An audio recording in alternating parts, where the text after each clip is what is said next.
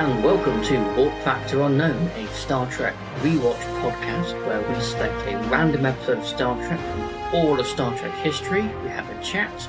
My name's Dan, and I'm joined today by my co-host, Tom. Hello, and thanks for joining us. Sounds like an actual proper radio show, doesn't it? As opposed to two guys just dicking about. Which is more what it is. That is actually what it is. The intro sounds very professional, but the rest of it is just nonsense. We're just winging it. We are just winging it. Today, we are discussing Discovery, Season 4, Episode 11, Rosetta. Now, if I remember rightly, Tom, from our last discussion, you have only seen Discovery Season 1, and this is the third to last episode of Season 4, so Yes. You're properly, fully out of date. I am discovering as we go. And actually, when we were introducing this episode, and you said we're going to be discussing disco, such is my lack of knowledge of Discovery, I was like, they've got a new series called Star Trek Disco. This sounds great. Actually, did you catch in the episode? I think it was when they was in the shuttle. I think it's Denver, the lady who's piloting, the cyborg lady. She says Disco 09 to Discovery. The shuttle is called Disco 9 or Disco 09. So I did not apparently, catch that, but, yeah. I'm almost certain I caught that. So maybe Disco really is. Then I have also seen online people just say type out DSC, so disc, I suppose. I think they should have actually called it Star Trek Disco instead of Discovery. Yeah, that would have been great. Anyway, yeah. So Star Trek Discovery. We digress. We have this whole thing is one big digression. Okay, so I guess the first thing I would like to chat about is, did you have any idea what was going on? I had such little idea of what was going on that I actually didn't recognise Burnham. When she came. Her hair had changed quite a bit. God, this is what 4 seasons does to a person. Yeah, her hair was longer. Yeah, she looked more confident. Yeah, she had dreadlocks, didn't she? Captain now. She wasn't one of those in season 1, from what I remember. I don't know if you also caught Saru. He's also now captain. Saru is also captain. So how does that work with conflicting captainage on board? I think it happened in season 2. Yeah. I think Michael Burnham got properly demoted. Mm-hmm. Saru got promoted, but then she redeemed herself, got re-promoted, and somehow they're just both captain. But I don't know how it works if they're both supposed to be on the ship at the same time, or if Saru's got his own command, or I can't remember. I've obviously not watched Discovery since it first came out. So I can imagine that causing some tricky situations. Michael wants to go some place, some planet. Saru's like, no, I want to go this place. And then they're like... Which actually, I seem to recall being like that was part of the conflict of why she got demoted. She kept doing, I think, more like personally motivated things. And Saru and everyone else was like, yeah, no, you can't do that. And then I think that's what happened. That's why he got given command. I might be wrong. Watch me be completely wrong about that. But I'm pretty sure that's what happened. Would you like just a very brief... I won't go into too many spoilery details about Season 2 and Season 3, but would you like just me to give you a quick overview of why they're in the 31st century and what's going on in this series as a whole? Yes, please. So, in Season 2, there was a calamity. There's always a calamity. And to save the day, I forget exactly what the calamity was and how they resolved it, but to save the day, it involved some kind of wormhole, like a temporal wormhole, and they had to go through it, and it was like, if we go through it, we can save the day, save the galaxy, whatever. But then they're going to go be in the future, and the crew, they made that sacrifice, and they went to the future. And then when they came to the 31st century, they discovered that everything was different. Obviously, but more different than you might think. The Federation, for all intents and purposes, was gone. There was no warp travel. There'd been some sort of, I guess, an environmental disaster, and all warp ships had stopped, so the universe, the galaxy basically regressed. And a bit like post-apocalyptic wasteland, kind of. And that was kind of Season 3, figuring that out, solving that, why warp ships, stopped working, and they eventually did find the Federation. It did still exist. But because of a lack of warp travel, they couldn't maintain any sort of order or communication across, the galaxy. So it really shrunk, and lots of member worlds, Vulcan, Earth, had just left the Federation. They had done their own thing because the Federation was sort of non-existent at that point. Did nothing come along to replace the Federation? No, they're still there, just much smaller. And where they are, it's not like they're based on Earth anymore. They're in, I think it's like a space station. They've got this massive space station in the middle of space just floating about. And that's the Federation of Planet. So Season 3, I think the early bit of Season 4, is them sort of like, okay, we're back. The Federation's cool. We've now got Discovery, which can do the jump thing, you know, like you sort of use the mushroom network to jump about, whatever, you know, when the guy plugs on his arms, I do, and they sort of like jump. Mushroom travel. Mushroom travel. Yeah. They've now got that technology, so they're trying to like re-establish the Federation as a thing. And then this new threat comes along, this DMA. I'm really annoyed that the episode does not mention what DMA is. They did mention species C10. Yes. I don't know if that's linked to DMA. It is. So, the DMA was basically some kind of like doomsday machine. And it was like essentially like a giant black hole. This species, 10C, would zap in this, I think it's a black hole or some kind of space vacuum, suck up all the material to use it as, I think, energy or resource, and they, you know, destroying planets and solar systems to work. So that's what it was doing. That's what this DMA thing was doing, and that's the calamity of Season 4. So they've had to travel to a neighbouring galaxy. They've had to leave whatever our galaxy's called, go to the next one to find the species 10C. Basically, to ask them, please stop doing this. You're killing us. So that's. Does that make sense? What I It does. Does the C in their name stand for anything? Like it? Well, sounds like it should. I think my impression is the alien Voyager, species 756. Yes, like they come from like another alternate universe. Yeah. And they haven't got a name for them. I think it's just like that. Species 10C's not been taken. Let's call them that. I think it's that. But so I guess that hopefully brought you up a little bit of speed. Yeah, definitely. I mean, I have a gap in my knowledge, obviously, from... I loved Series 1. Series 4, I feel like I've come in, everything has changed. Yeah. I feel like I've actually gone into the 31st century, which I have. Having advanced 500 years in Star Trek, thinking, everyone's new. There's people called Book. Is it Book? Oh, yeah. So, Book, he is Michael's boyfriend. Oh, he's called Cleveland Booker. I thought it was actually called Book. Well, I think they call him Book is like short. I thought it was like a 31st century name. Yeah, Book, Yeah, he's Michael's boyfriend, but they're temporarily split up because, I don't know if you got from the episode, she wants to try communication, and he wants to try a more violent approach to stopping these aliens. So I think they've kind of temporarily split up, I think. Yeah. So, as you say, there's loads of new characters. Most of them are the same. You got Michael Burnham, Saru, Stamets is the spore drive engineer. Yes. Culber, the doctor, the black guy with the facial hair. Oh, yeah. Really good facial hair. Detmar, she's the cyborg lady. She was in Series 1. Mm-hmm. Actually, I think that might be it from... Yeah, what else? I think everyone else is new. I've got a list here, dear listeners, of all the characters from the show, just in case we don't know who anyone is. Yeah. I know 25% of the characters, which is, I think, is quite... Yeah, it's not, but like the core ones are the big ones are there. Opening credits, like the Discovery opening credits and the music, I really quite like it. Even back in season 1, it's that kind of yellowy paper kind of colouring, and it's almost like what do they call it? Like parchment.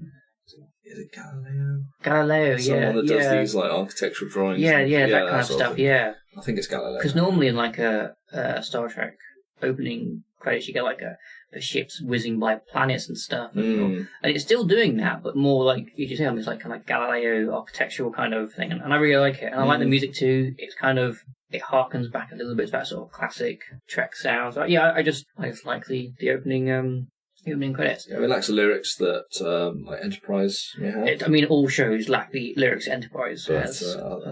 It has its own charm.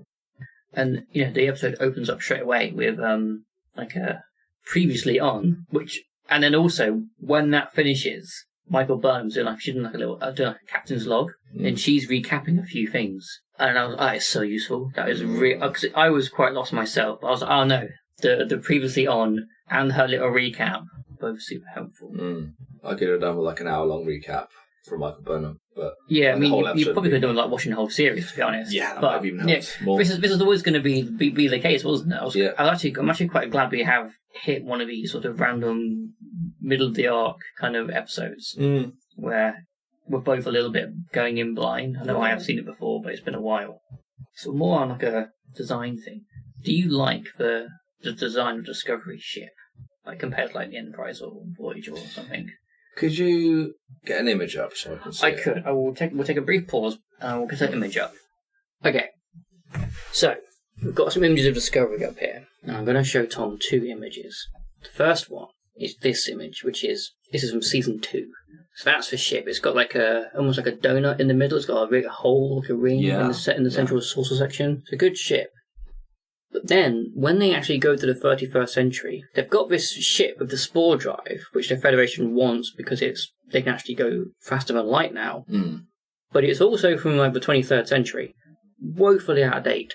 So they give it a makeover. It gets a refit, a retrofit, and here's an image from season 3 or season 4. It's got the LED lights now. It's got LED lights. The interior all changes too. But look at the nacelles. They're floating. Yeah. Isn't that cool? That is cool. Yeah, I personally really dig the Discovery design. I like that design. Yeah. Because I remember back when the trailer for season 1 first came out, it was like a teaser trailer. I didn't actually like the design of this ship because it was like had this kind of weird square blocky kind of engineering section bit and by the deflector array, and I was like, oh, it's a bit, I don't know, but no, it kind of grew on me, and especially when they gave it that retrofit. Yeah. I'll be honest, they are quite stupid. Why would you have floating nacelles? Why? I don't understand. Yeah. It makes no sense. Surely that's easy just to knock off. So unless they're connected by magnets, super strong magnets. yeah. But that is a point, because if the magnets had a fault, then I guess the nacelles would float off, and then. Yeah, like surely they have to be kept on by some kind of power source, and if the power goes down, even for a moment, do the nacelles just fall off? Yeah, that would be a design flaw. That it is. So it's like, why not just have like, or maybe it's got like some really sort of nanoscale like wires or like little string, or sort of like invisible like bungee cord. So if they do, have a fault, maybe just that. One bit of the ship there is cloaked. Maybe that's it. Yeah, just that one. That's what they can afford on the budget. You said the Federation's less of a presence, so maybe that's all they can. Yeah, maybe that's all they can muster up. Yeah. Clemens like, I can't see the ship. Oh, hang on, wait. I take my eyes away from the cell. Just a little bit more on that same theme of like the theme and the look of Discovery, especially in season 4. Obviously, they've all got this new tech, and they've got the ability to produce a computer screen and keyboard in front of them anywhere, these big displays. I kind of like it. They don't need the tricorder or such anymore. It's all just sort of like, it must be on that wearable tech somewhere, but they just like bring up a screen. It's kind of cool. Even though they do it quite a lot throughout the episode, it just feels kind of natural as opposed to just like flipping out a tricorder. Yeah. I can see it being something absolutely that will happen in real life in the future. Oh yeah, I mean, Google Glass. We don't talk about Google Glass because that was obviously a failure. But the next time, something about Elon Musk putting chips in monkeys' brains, something like that. Yeah. I have one more note about aesthetics and design, and that is that the uniforms and the interior of Discovery, it's all very grey and dark, and it was a bit more muted than I think I remembered, and I think it may have stood out a bit more just because we've just watched 2 episodes of cartoons, which are very bright and colourful, and maybe just jumping straight into this was a bit of a knee-jerk, perhaps? Yeah, I think coming straight from Prodigy and then very short to this. But I kind of liked it. It just shows the differing styles of Star Trek. I did like them. I just thought they were a bit dark and grey, with one exception of uniform I didn't like. When they was going into the shuttle bay to go on that away mission, and everyone was saying goodbye, and they were wearing these like black plastic kind of uniforms, and it looked like they just pulled them straight off of the set of one of the newer Star Wars shows. It looked like a dark stormtrooper kind of didn't armor. Really fit in with the Star Trek. Yeah, no, it just seemed a little bit. That was the only one that I didn't like. But all the other uniforms, I do quite like. I forgot how tall Saru was with his uniform. Yeah, and his walk is fantastic. I love Saru's walk. I must practice that walk. Yeah, because it's one thing that even the 90s track, I know you had like Wolf and stuff, they never really got right having actual aliens in this show. I mean, you occasionally have like a Benzite, the guy's the breathy thing on top of the Benzite. Yeah, exactly. I love the Benzite. Such smug bastards. But yeah, like they never really have actual proper aliens on the show because, it was the 90s and it was makeup and budgeting and all the rest of it. So it's great to have Saru, who walks, even his like feet are kind of like hooves, kind of like backwards. Love it. What's the guy's name that plays him? I think it's Doug Jones. I could be wrong. know. Let's say it's Doug Jones. Let's say Doug Jones. If it's not Doug Jones, you should play Saru. So Doug is a fantastic, I guess one of these actors that is extremely flexible, almost like contortionist. Oh, okay. Because he was in Pan's Labyrinth. I've not seen that. As the, I was going to say prawn. It's not a prawn. The fawn. The thing with the eyes? Yeah. Yeah, I've not seen No. So he was that as well. Oh, okay, I've not seen the movie. I think he was also the horny thing. No, I've not seen the movie. Okay. I've only seen like the poster with like the thing with the hands and the eyes. I think he was a fawn. Yeah, we'll say fawn. He was a fawn, and he was also the pale man. Oh, okay. Very creepy character. But the way he moves in that is how Saru kind of moves in this episode, that sort of very... Arms behind the back. Yeah. So he was also in Shape of Water. Oh, yeah. He always plays these characters which are fantastic movements. Yeah. And that's how, I conjured back when I saw Saru to those other characters. Yeah, so you're right. Yeah, Saru is... I don't know, he's kind of wavy in his approach. I do like him. I do like the design of Saru. I also like that they said today that he speaks over 100 languages. Yeah, he's a walking translator. Then I thought, they have translators. Exactly, I know, right? Yeah, I was like, that's an interesting skill to have, but not very useful why? in the 31st Why have century. that skill? Yeah, but still. Yeah, which is why in Enterprise, I really like there's a recurring theme where they have Hoshi Sato is like the communications officer, and she can speak like 60 languages or whatever. And then they've got a translator, but it doesn't always work. So she has to sometimes manually learn a language on the fly. And it's a really great recurring little bit they have. But yeah, you're right. By the 23rd and now the 31st century, why learn French? What if he speaks Darmok language? I digress, but that would have helped Picard out. It would have helped. It would have, yeah. Same the guy dying actually from that. Actually, Lower Decks. I don't know what season. I think it's Temerian. I think the species, the Darmok species. Oh yes. I think it's Temerian. One of them joined Starfleet. He's on the ship. Yeah. It's fantastic. He does all the metaphors talking through it. It's great. What's that really... I think of Temerians, I think of that quite sub-intelligent species. Packlids, that's what I get. Why won't it go? Yeah, that's it. I love the Packlids. Actually, because I've recently rewatched DS9. They're always in the background. It's like on the promenade, just walking back, or like Quark's bar. It's like, Packlids. Yeah. Love it. I like how they're always there. They're the kind of aliens I like. Yeah, but I've got a few more little trivial kind of notes and things I wanted to just pick up on. During the intro, I think when they're sort of going to the shuttle bay, they're walking down a corridor, and I think there's still a bit of a voiceover. It's a very cool slow motion action walk, and you're like, I don't know if Star Trek needs slow motion action walks, but it looks cool because again you get a good shot of Saru doing his little walk, his gait. It's very cool. I enjoyed that. A bit later in the episode, when Brooke and Tarka are infiltrating the ship and they're sneaking around and whatever, and Tarka he's spying on that engineer lady, Jet Reno, with the short hair. He's just quite petite, short hair, and she's making a cup of coffee from a replicator. It makes a microwave ding. She asks for a Ractigino. It comes in and it goes ding.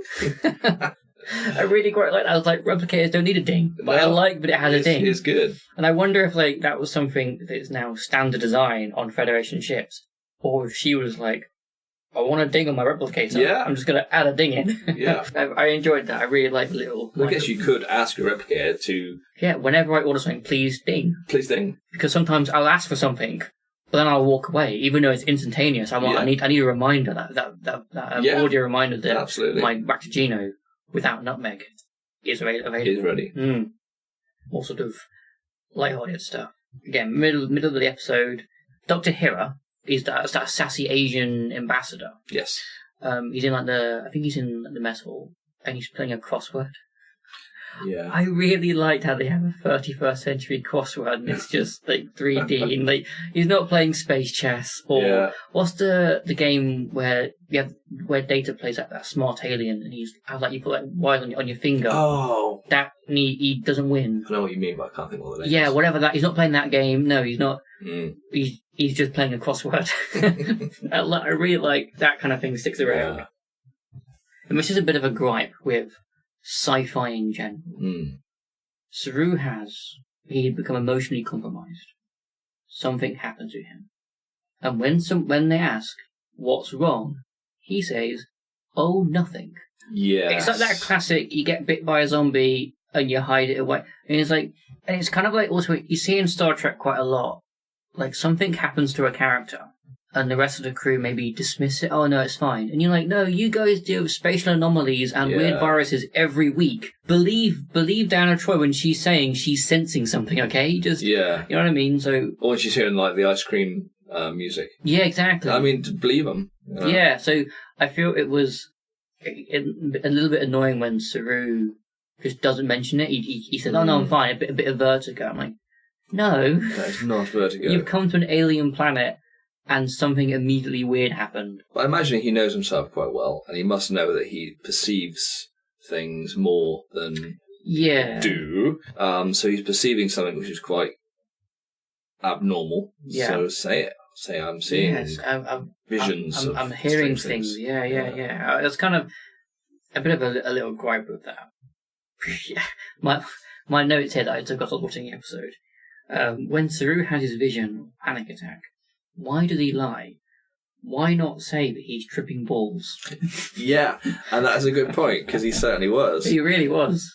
If we had just told people, maybe they could have calmed him down, you know, or the also, like, the shuttle was right there. He could have gone and sat back in the shuttle. Yeah.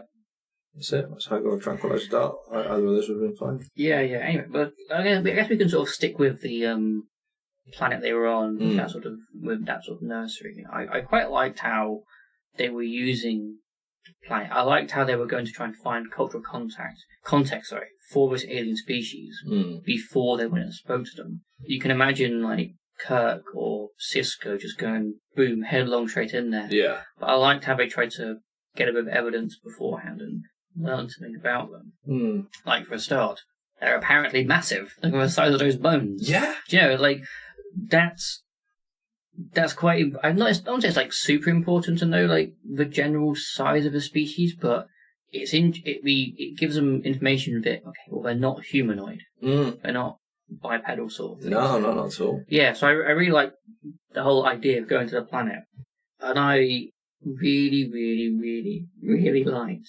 emotion as a form of communication and language. I was like, that's a pretty unique idea, I think. I mean, I'm not saying it's the first show to ever have this idea, but I really liked it. It's so alien, it just sort of fits Star Trek so well. Yeah. And yeah, the episode as a whole seems to use emotion as a bit of a theme. A lot of characters have got a few bits of emotional turmoil or dealing with something or struggling with this or that. I quite liked how emotion sort of wrapped up this whole episode, because even though it's middle of a story arc, it does seem to have this self-contained little theme of emotion, which I quite liked. I quite liked it. Yeah, no, I agree. Okay, Book and Tarka. So, the black guy who's Michael's boyfriend. Yes. And Tarka, he's basically an evil scientist, and if I remember rightly, he's from another galaxy or another dimension or something, and he wants the energy source from these aliens to get home. He's doing that because he wants to get home, and Book's planet had been destroyed by this DMA. He basically wants revenge. So that's why they're sneaking around, and they don't want to go for diplomacy, they want to go for violence. That's their thing. Yeah. The whole overall, their little story arc, fine. Nothing too exciting to talk about that. I don't think, really. Two things. When they're coming up with their plan, let's go on to Discovery, so we can, install this patch, we can hide our ship on them. Even in the 31st century, this patch must be installed manually. Of course it does. Yeah. Wi-Fi's not got any better. No, they can have floating nacelles, but they can't. Yeah, and they couldn't send a drone or something. Yeah. No, they physically got to plug a USB Yeah. stick into the engineering department. I'm like, oh my god. Yeah. And then when they go to transport onto Discovery, Book, he knelt down and he was like in a crouch position, and Tarkin was like, "What are you doing that for?" He's like, "Oh, you want to bang your head or something?" Mm. And they transport in. They're in like a Jeffries tube, and I was like, "Oh my god, that would have been totally like the guy in the blooper reel who just came in with no legs." They would have like transported him middle of a wall and that'd have been awful. Yeah, transport's scary. Actually, at some point, they were transporting into a confined space. Would the transporter tell you that there is not enough room for you to fit into a space? If you like, if he tried to transport in standing up, would the transporter go, "Hey, just so you know"? What I would hope would happen is a transporter would reposition you in a lying down position so you adequately fit in the tunnel, rather than have it insert you into the tunnel standing up, which could be painful. Yeah, exactly. But even like if you try to transport into like a very narrow corridor between some boxes or something in the cargo hold, and you thought there was enough room, but actually there wasn't, I would like to think there's some kind of like warning, safety protocol in the transporter built in. Yeah, well, you know how in games you can get transported sometimes outside of the map. Yeah, and you then just fall. But most games have like built-in precautions, like they will not transport you inside of a narrow space or building. They'll central room. So I'd imagine they'll have these fail-safes. Yeah, because otherwise you fall outside of the universe. Yes. Yeah. Okay, yeah, that makes sense. So that was just a random bit of tangent there. I like how they got an unexpected prisoner. I thought that was quite fun. I enjoyed that. The lady we took prisoner, the engineer, what was her name? Jet Reno. They pick her up. She gets rescued, I think in season 2 or season 3. She's awesome. I love her so much. She's so dry and sassy. Yeah, I don't know. I think she didn't get much screen time in this episode, but I really like her as a character. And how she's like, if the replicators break, we're all gonna starve to death. I like. She's good. She's as a character, she's really good. I kind of wish she'd get more screen time.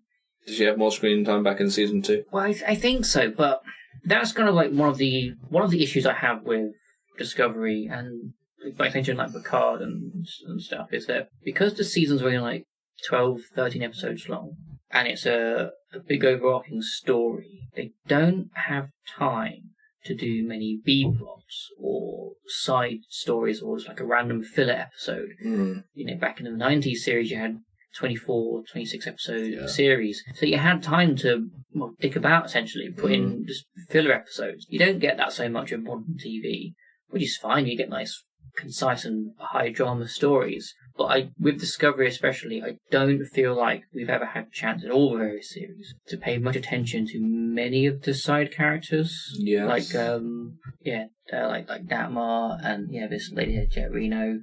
So yeah, that's just one little sort of issue I have with. It's just I guess more like a modern TV as a thing, but yeah, particularly with Discovery, you don't feel like you get much. No. You don't feel like you get many B plots or filler episodes, which it is what it is. Strange New Worlds does a bit better, but then it's not really following a big overarching story. It's more episodic, which that kind of helps. It can focus a bit more on some of the characters. Yeah.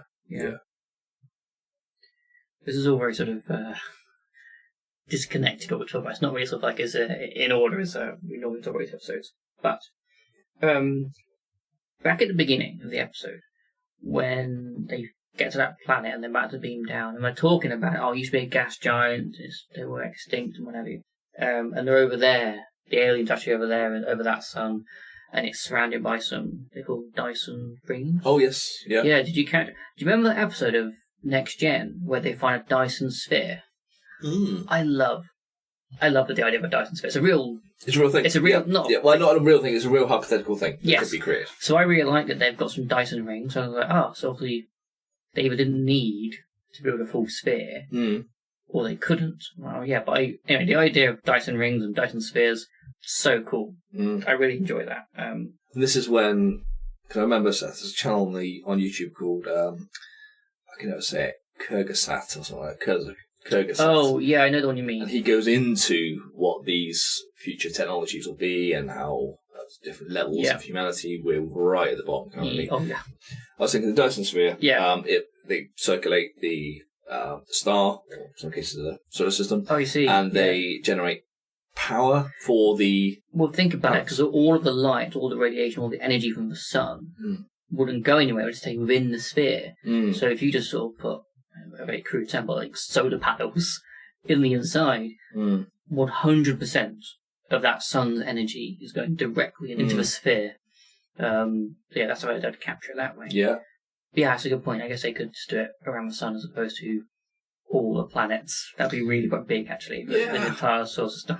Yeah, but, I guess it's one of those things that point actually, because in these Dyson rings, the planet was quite far away from the ring, so they did just build it around the sun, I suppose, the star. Yeah, I love those kind of like high concept sci-fi kind of things. They're great, like, I don't know, like space catapults and space elevators and stuff. This is definitely off topic, but we're still in sci-fi. The TV show Foundation, and I've been asking you to watch it for a while now. I've heard it's good. You may have heard it's good. On me, maybe. But yeah, in the first series, they have this gigantic, humongous space elevator. And it looks so cool, and yeah, just as like a design, and it's good. So I like when sci-fi does these kind of like mega projects, mega structures in space and stuff. It's cool. Do you know that, again, this is a little bit off topic, but Charlie and the Chocolate Factory, do you know what the sequel to Charlie and the Chocolate Factory is? Do you mean the old movie? The old book. Book. It was Roald Dahl, but wasn't yes. Charlie and the Chocolate Okay, sorry, Factory. I think I said the book. Yeah, so he made a second novel in the series. In that same universe? In the same universe. Is it Willy Wonka going to enslave more Oompa Loompas? Close. Oh, great. Yeah, cool. I can't even remember if Oompa Loompas are in it, but I think it's Charlie and the Glass Elevator. Oh. So it is... I can't remember if it's set in the future or the past, but they actually are in a glass elevator, which I think goes to the moon, to many, space. many miles above the Earth. But I remember hearing it when I was a kid, or reading it when I was a kid, thinking, that's amazing. But no one's ever made a film about it. I don't know why. No. You would think that if there was a book about like a sequel to Charlie and the Chocolate Factory, it would have been made because money. Or merge the two films, have Charlie and the Chocolate Glass Elevator. Which I think would be a great... I think so too, with the potential there. Yeah. Yeah. Anyway. That was a good tangent. I have only one last thing I want to talk about before we can, I guess, sort of wrap up our thoughts and feelings about the episode as a whole. So again, a character note. Adira Toll. So that character, they had the short hair, and they were talking to the engineer about wanting to approach Detmar. About I find her so confident and inspiring. And at the end of the episode, they go up to her and they sort of like awkwardly say, "Can I sit down with you?" sort of thing, and they have a little chat. I quite like that. That was like I know I was just saying about how these shows don't really have much of a B plot or side stories or anything like that, but I thought that was a nice little focus on that character because that's something we can all relate to. There's sort of like insecurity, anxiety, that fear of making new friends, and you see someone who's so cool, and you're like, I want to be like them or whatever. So I really like that. It was pretty relatable. She's told, just don't go up and say, I want to be like you, didn't she? Yeah, no, don't do that. Yeah. Who's the character that gets reprimanded by the president lady? The president lady, yes. I love that guy. That is Dr. Hira. Yeah. I like him, and I love when he gets reprimanded. It's so funny. I thought that was a good scene. Yeah, and they bring it back later on. Like when they come back and they've got all this beginnings of a language, all his little emotion in that little debrief, and he's like, "Oh yes, but the Rosetta Stone, they had 2 languages, so you get a third." And you just get eyeballs from the president. Yeah, and he's like, no, but well done anyway. I thought that was great. Yeah, that was a good one. There wasn't too many light-hearted moments in this episode, but that was a good one. I really enjoyed that.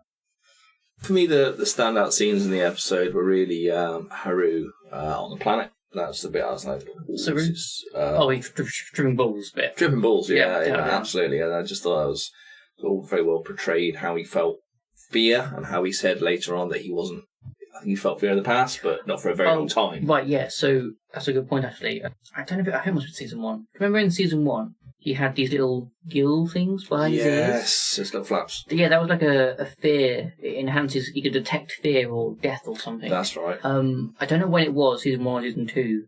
He basically evolved, and they fell out. Hmm? So he then he stopped sensing fear. He lost that sort of ability. Mm. So now he's it's the first time he's had fear in however long. Yeah, well, 700 years by the sounds of it. a long time. Yeah. Yeah.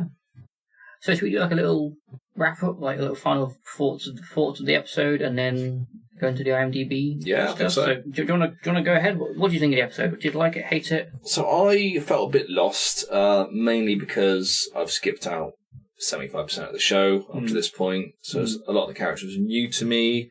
I liked the certain aspects of it, like on the planet, the fear, alien being discovered, species C10. But on the whole, I won't say I enjoyed it as much as Star Trek series I'm familiar with. So if I was to rate it out of 10, I would probably give it a solid 5.8. A 5.8. Okay, this would not pass the normal Tom test. No, it had definite highlight moments, but there's a lot of talking, and some of it felt a bit disjointed, so I didn't enjoy it as much as other tracks. Actually, that's a good point. So when we rolled for this episode last time, I was quite excited about what episode it was. This was not the episode I thought it was. I thought it was the next episode. When they meet the aliens finally, and they're trying to communicate. And I remember that episode being really good. This is the one before, so it wasn't what I thought it was. But yeah, I still quite enjoy it. I think probably more than you. Obviously, I'm a bit more familiar with the characters, so they have that does help. But I really liked how they took the time to try and find that cultural context. I thought that was a quite an important step that could have easily been overlooked by any other sort of story.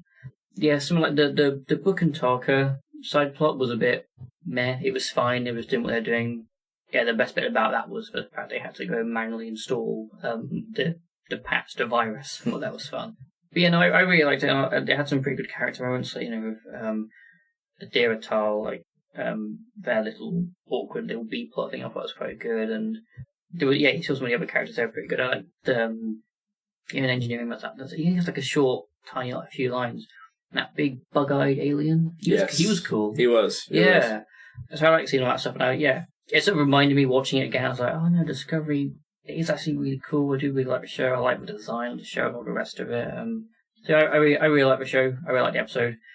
The only thing I didn't like about it, as I alluded to earlier, was that you don't get too much B-plot stuff or side character stuff with Discovery or Picard, just because of the way it is. That's okay. What would I rate it? That's a good question. Not super high, because I think there are better, if I remember rightly, there are better episodes of season 4 Discovery, particularly the next one when they actually meet the aliens in there. The whole episode is basically them just trying to communicate, figure out this language. They've got this framework of emotion, so it's a language, and they're trying to make it work, and they're trying to express, please stop killing us. So that was a really good episode, and some of the early episodes in season 4 I remember being quite good. Just they have this problem, this basically the nuclear threat problem, and the Federation and these non-member worlds like Earth and Vulcan, they're trying to decide what do we do about it, and they have that kind of struggle, which I quite like that. But I did quite like the episode. So what would I rate it? I think I'm going to go 6.9. Okay. Just on that little cusp there. Yeah. I did really like it, and it sort of reminded me how much I do like Discovery. I do quite like how it wasn't a particularly action oriented episode. Yeah. I think there were better ones in Discovery season 4. That's a fair rating. That's a fair rating. So we'll now hit the IMDb and find out what the actual rating was. Yeah, my sort of thought is, and I don't try and match my rating to what the IMDb one is. No. I'm trying to give it what I think it should be. Oh, yeah. That's why I try not to check IMDb before. Yeah, because when we spammed this episode last time, I was trying to find the synopsis. I didn't want to click on IMDb because I know it's going to be right there. Well, Star Trek Discovery, Season 4, Episode 11, Rosetta, gets a 5.5 4. Does it indeed? Wow, that's actually... I actually rated it highly. You did. You said 5.6? I said 5.8. 5.8? Yeah. Yeah, that's actually, again, I think was quite surprised with how the very short track got rated. That's actually a lot lower than I thought it would be. Like I said, I was saying like it wasn't the best episode. I don't think it was that bad. It was not the worst. I think 5.4 is quite harsh. I think that is quite harsh. I mean, I think you rated it down quite a bit. I think because you're lacking a lot of context, and you sort of that connection with the characters and the story. That makes sense. But I think if you've got that context and connection, yeah, I think the episode does hold up. Yeah. Yeah. Weird. Well, anyway, again, we're really positive on our stuff. Love it. Okay, so now it's part of the episode where we spin for the next episode. Anything you'd particularly like to see? Anything you sort of were lacking? I would like to see either original series, TNG, DS9, Voyager. Yeah, I was going to say, we've had a few episodes. We've had the last 3 have been the newer tracks. Yeah. I want to see some 90s stuff. I want to... Yeah. This wheel does seem biased towards newer tracks, but I know it's untainted by human failures. Yeah, this is... we can blame the AIs. The AI is punishing us. That's not punishing us. I've enjoyed talking about it. Yeah. I've really enjoyed going back today and watching some Discovery. Anyway. I like some Picard action. Oh, Star Trek Picard. Next gen. Oh, you mean Next Gen Picard? I was like, even the first episode of DS9. Oh, yeah, where he gets punched. No, he doesn't get punched. Doesn't get punched. Sisko gets punched, but he gets told off by Sisko. That's right. He's like, you killed my wife. He's like... Yeah. Sorry, babes. Yeah. So one of those. Yeah, that was awkward. Anyway, we're going to spin. 3, 2, 1. Excellent. We've read my mind. We've gone to Tom's favourite TNG. Next Gen. The Next Gen. The genist of next. I love it. Great. So happy. So we've got 7 series to choose from. Have you got like a preferred series? Like any series like, I really hate season 1 So sort of thing. I don't like season 1. If it's season 2, I'd like it to land on any one of 2 episodes. Oh, really? And from season 3 onwards, I'm happy wherever it lands. Okay, so I actually think season 1 has got a bit more to it than you might initially think. It's got some cheesy in there. And it's also got some bad episodes. But overall, I quite like season 1. Love season 2. I love Pulaski. I do like Crusher, but I really like Pulaski. My least favourite season of TNG, I think, is season 7. Really? When I fairly recently, I think it was last year now, rewatched TNG, I remember thinking, there's actually quite a few stinkers. Like there's like some subpar episodes, with the exception being the very last episode. I love that. I think that might be one of the best TV show finals ever. And Tapestry. Tapestry was good too. Yeah, but is that season 7? Or is That's season 7. Is it season 7? Yeah. Oh, they're not all stinkers. But I just felt like there was... It's season 7. I'm pretty sure it's season 7. I mean, you're normally right. You normally get like how many episodes are in this. That's true. So I'm going to trust that it's season 7. Okay, we're going to spin for our series 1 to 7. 1, 2, 3. Season 1. Season 1. I'm happy with this. You happy with this? Yeah. Which means we might still get Code of Honor. Yeah. How many episodes are in season 1? Do you know off the top of your head? 22. You sure on that? Shall I check? Double check. 26. Oh my god, I edit that bit out. No. It's actually wrong. TNG, season 1, 26 episodes to choose from. Anyway, Ensign, engage. That was stupid. Yeah, it was. Should do it again. No. Episode 7. Okay, what's 7? Any idea what that is? I haven't got a clue. No. Maybe it's... Oh, it could be the 1101. What do you want? Oh, the binars. Yeah. No, maybe. It's too early for the Tar Monster. Yeah. Lonely Among Us. Lonely Among Us. Doesn't ring a bell? No. I'm going to click on it for a synopsis. Yeah. While transporting delegates, an alien life form wreaks havoc on the Enterprise's computer and begins to take over the minds of her crew. I don't remember this episode. No. No, do you remember this episode? No. No, I don't either. No. I expect I will when I watch it. Oh, it does ring a bell, actually. I think Picard gets overtaken by a lightning bolt creature.